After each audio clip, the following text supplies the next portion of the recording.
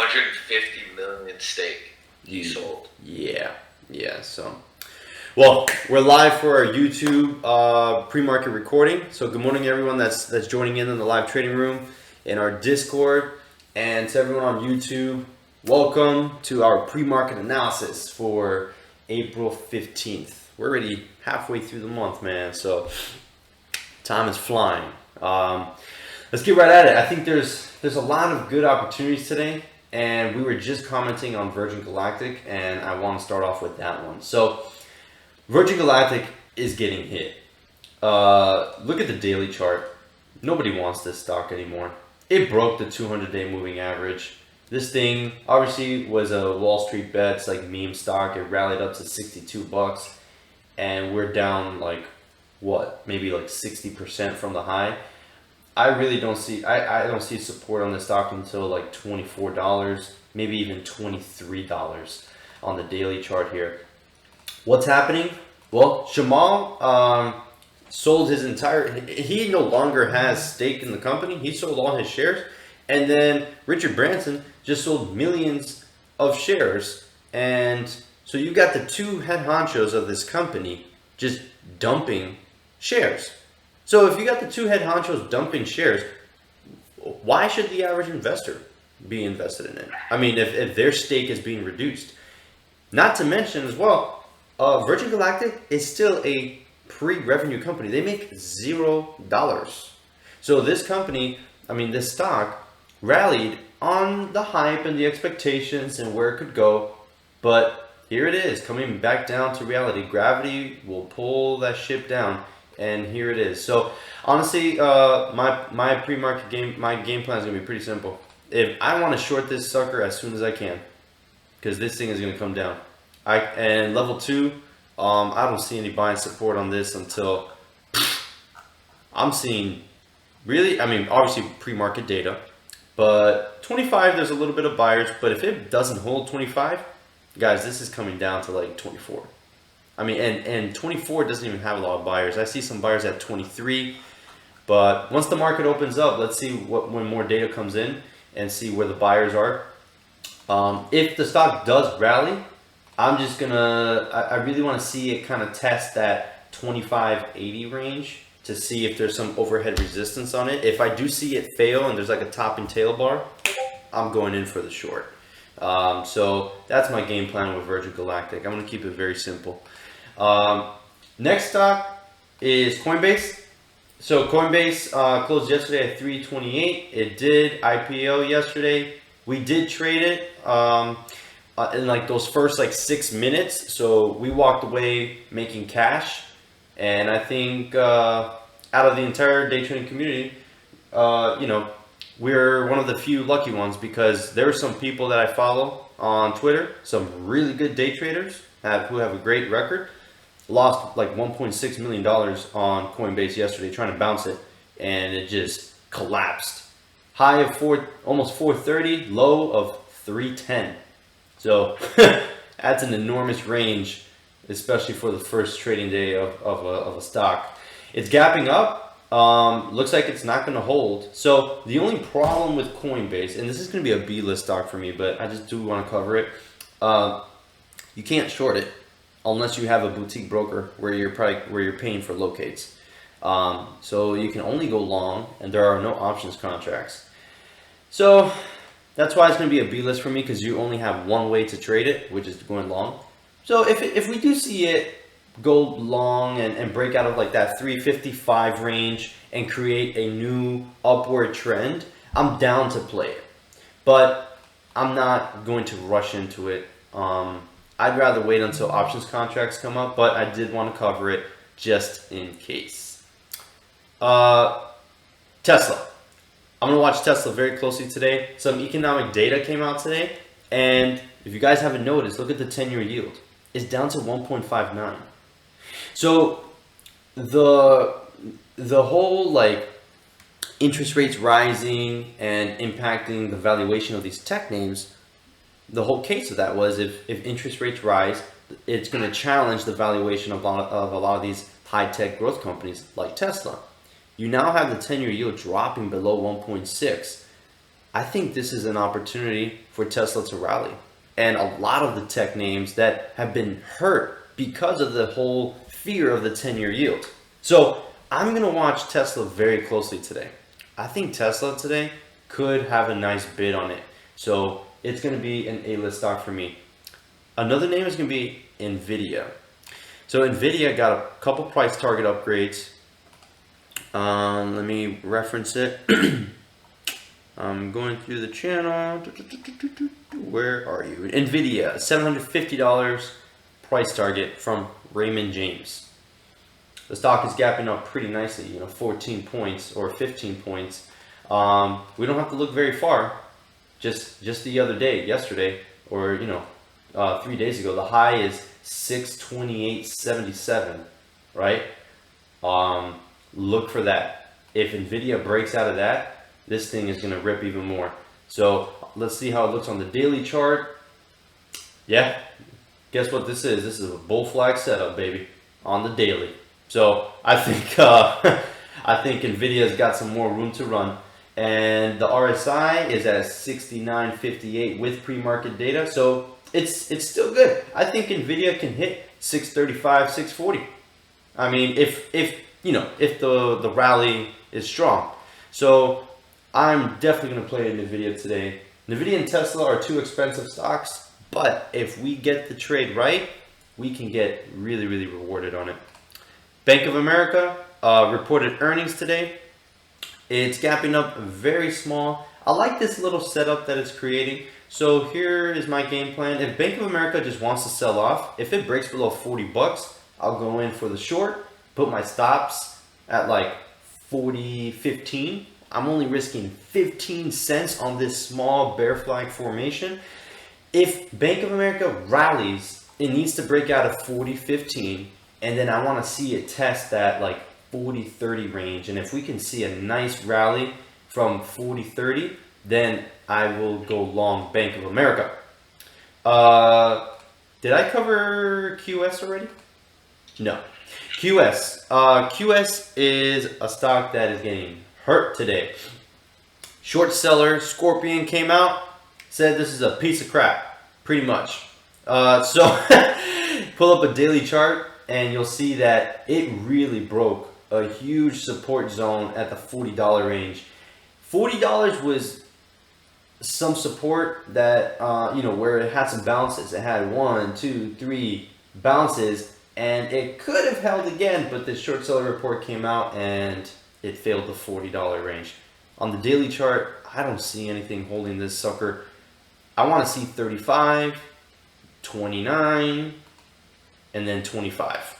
Those are my like short-term targets. I think it can hit $35 for today for sure. If it just flushes below 35, there's nothing holding this stock up until about 29 bucks. So I like QS today. You can play with options contracts. Don't rush into it. It is bear flagging right now. It looks like it might flush, might not give us the opportunity. So I'd rather wait for a pop and then just start to see it curl over and break the low and then keep flushing, right? Don't chase this. This could pop right back in your face. So just be careful with it.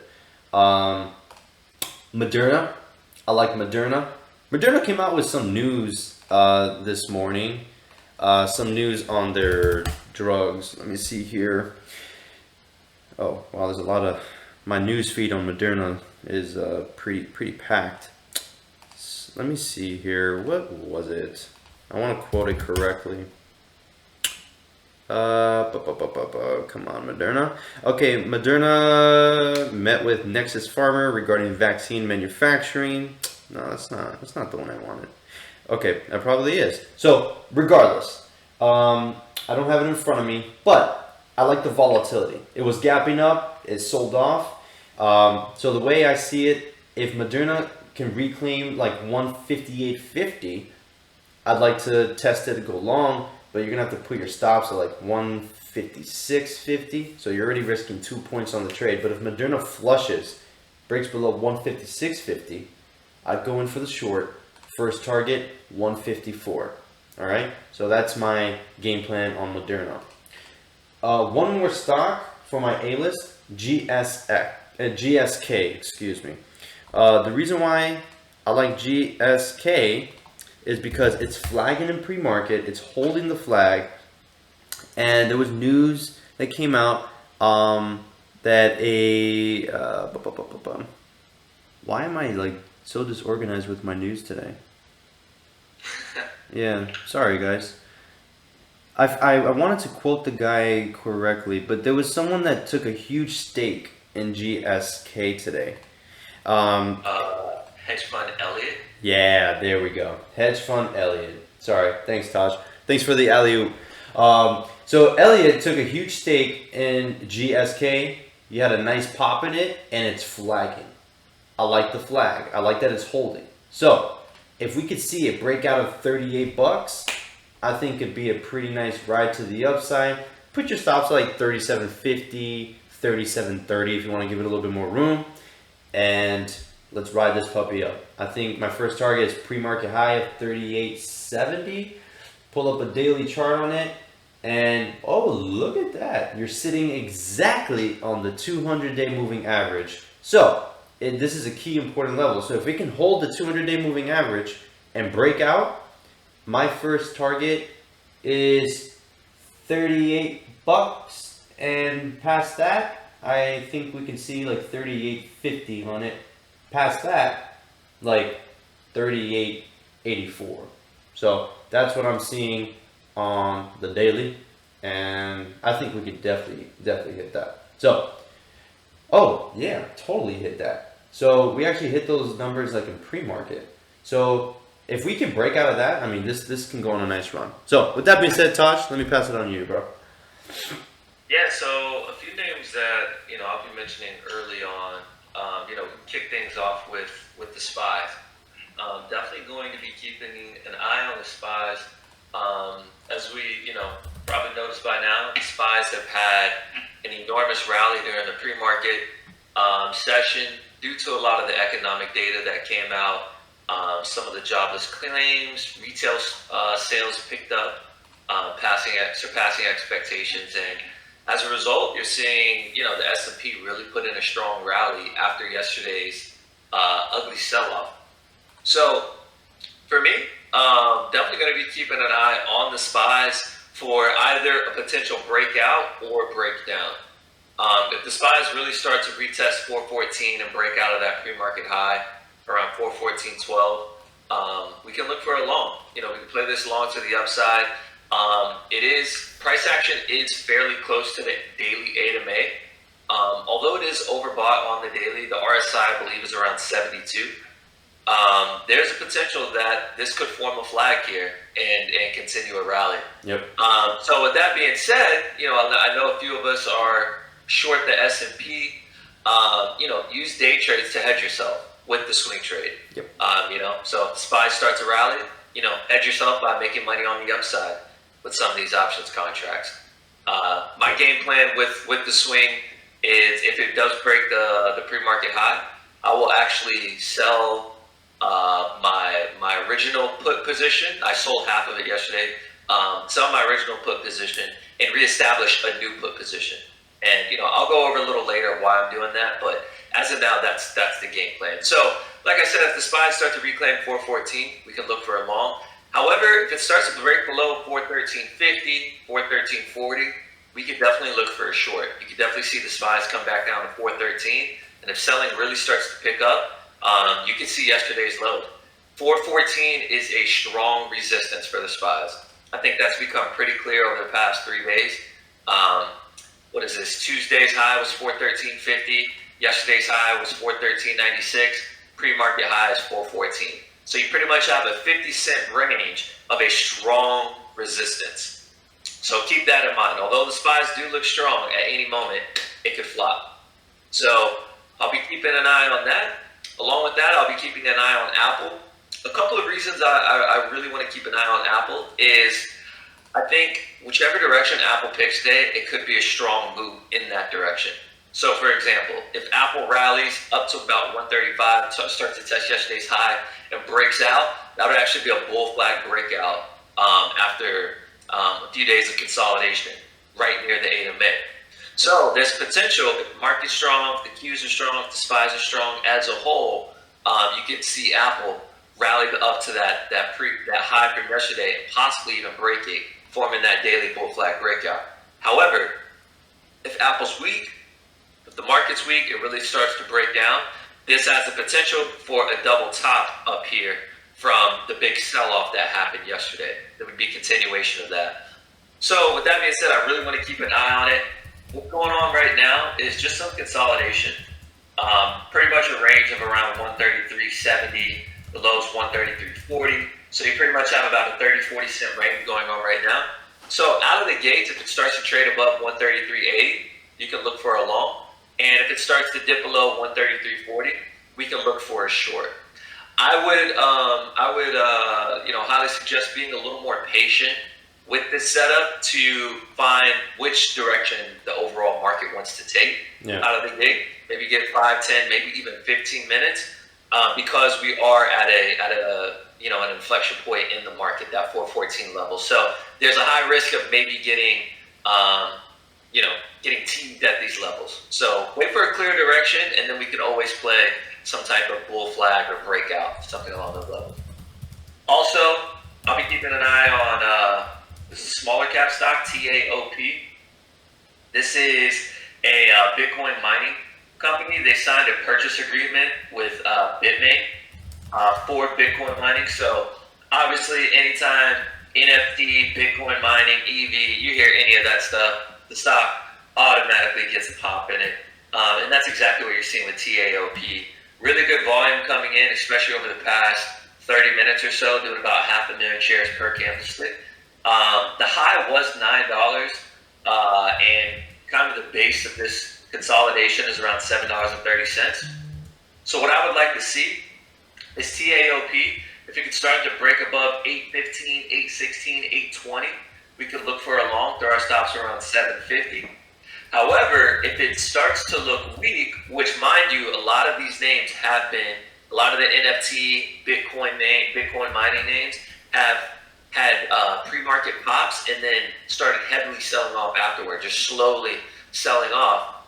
We can play it to the downside as long as the shorts are available. So if it starts to break below 730, we can play it short, throw our stops around $8 if you want to give it some room. If you want to keep it tight, 770, 760.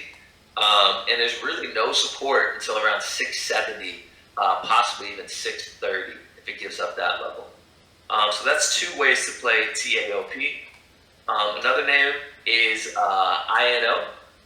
This is a COVID-19 vaccine candidate.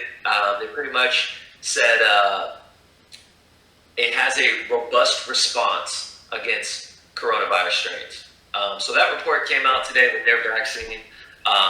Yesterday it closed at $8.80, rallied up to $10.82 as we started the pre-market analysis. It's pulled back a bit. It's pulled back to about $9.90, $10, and it's currently trading on the 20 MA. So for me, I would like to see it trade back above the 8 MA on the 5-minute chart, maybe 1030, 1040 before really looking for a long position. And then we can throw our stops right here around 980. For a short, I would want to see it, I don't see a great entry for a short. That's too convincing right now. I have to give it a few more minutes. But nonetheless, it's something that's being traded very heavily today, and I'm gonna have it on my A list. The last name I'll be going over is AMT. So AMC, as we know, yesterday had an extremely strong day. Just kind of rallied to the upside randomly, back up near that $10 range. So AMC during the pre-market closed yesterday at 935, currently trading around 984, and trading right at the highs of yesterday, actually flagging up here. So with AMC, just like with GameStop, it's a stock that you always just want to keep an eye on, because at any moment it could have a big day as it did yesterday. So if AMC starts to trade back above 990, 993, you can play it long with stops around 980. Very small risk, 10, maybe 15 cent risk if you want to give it some room. But what I like about it is there's a lot of room to the upside. Pretty much on AMC, if we're able to break out above $10, there's no resistance until the 20 MA on the daily chart, which is around 10.59. If we're able to break above that, $11. $11 serves as a very strong resistance on AMC, so always keep that in mind if you are going to take a trade with AMC. But the potential is there if it starts to break out above that $10. You'll be trading right back above that daily 8 MA, and maybe we can get a test back up to that 20 MA. But that's pretty much it for my watch list. My A list, like I said, is going to be, I'm keeping a very close eye on the SPYs today. I really like the Virgin Galactic play. It's actually breaking down right now, along with the QS and a few of the small caps. I'll be watching right out of the gates as the market opens.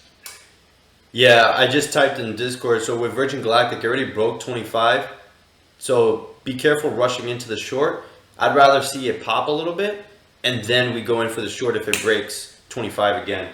QS, same thing. I'd rather see a pop, maybe a topping tail. If it breaks, 36.50, that pre-market low, then we can go in for the short. The short is already happening in pre-market. And Bank of America, same thing. Broke that 40 mark, so we just kind of have to wait for the setup.